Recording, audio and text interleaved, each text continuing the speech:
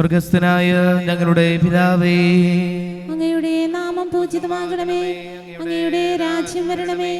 അങ്ങ് പരിശുദ്ധൻ പരിശുദ്ധൻ പരിശുദ്ധൻ. സ്വർഗസ്ഥനായ ഞങ്ങളുടെ പിതാവേ, അങ്ങയുടെ മഹത്വത്താൽ സ്വർഗവും ഭൂമിയും നിറഞ്ഞിരിക്കുന്നു. മാലാഖമാരും മനുഷ്യരും അങ്ങ് പരിശുദ്ധൻ പരിശുദ്ധൻ പരിശുദ്ധൻ എന്ന് ഉദ്ഘോഷിക്കുന്നു. സ്വർഗസ്ഥനായ ഞങ്ങളുടെ പിതാവേ, അങ്ങയുടെ നാമം പൂജിതമാകണമേ. അങ്ങയുടെ രാജ്യം വരണമേ.